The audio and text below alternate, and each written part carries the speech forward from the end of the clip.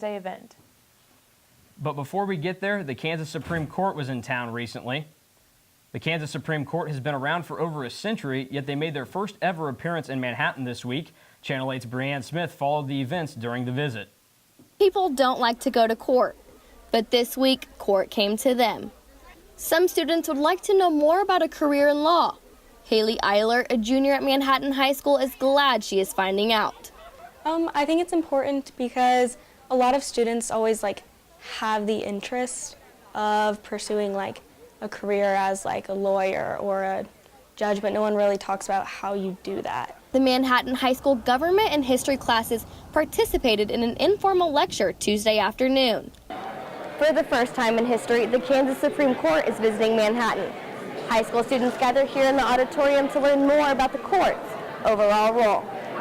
Justice Dan Biles, a K-State alum who grew up in El Dorado, says the importance of speaking with the students is unmeasured. What's critical, because they're citizens, and the second they're 18, they get to vote, and they should vote. And if they're going to vote, they ought to know what they're voting for or against. The work that the Supreme Court is doing with the youth is different than what they are used to. High school students are less deferential to judges than lawyers are. The lawyers always try to be respectful, and the students don't need to be. Later that night, the state's highest court held a special session in the auditorium.